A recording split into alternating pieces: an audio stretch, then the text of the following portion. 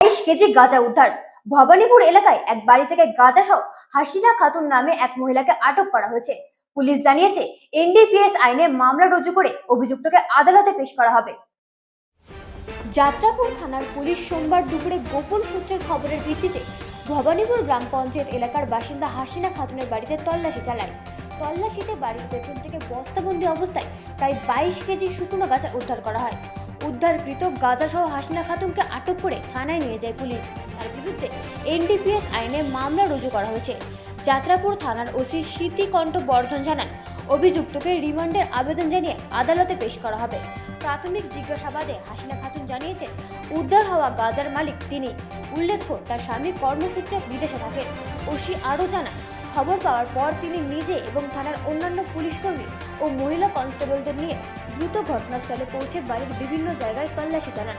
শেষ পর্যন্ত বসত ঘরের পেছনে বস্তাবন্দি অবস্থায় গাঁজা উদ্ধার হয়। সম্প্রতি এলাকায় মাদক মজুদের বিরুদ্ধে পুলিশের ধারাবাহিক অভিযানে এটি আরেকটি সাফল্য। তবে একজন মহিলার কাছ থেকে বিপুল পরিমাণ গাঁজা উদ্ধারের ঘটনায় এলাকায় চাঞ্চল্যের সৃষ্টি হয়েছে। ব্যুরো রিপোর্ট, রাজি নিউজ নেটওয়ার্ক।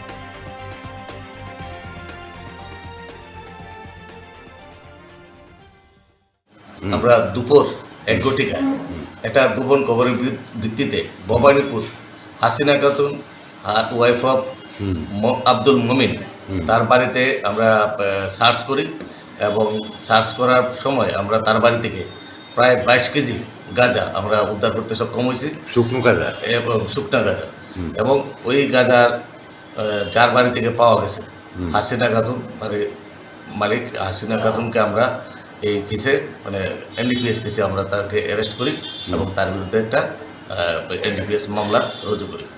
আগামীকাল তাকে আমরা কোর্টে সোনামুড়া কোর্টে আমরা প্রেরণ করি। এই মহিলার স্বামী মহিলার স্বামী বিদেশ থাকে, বাইরে থাকে।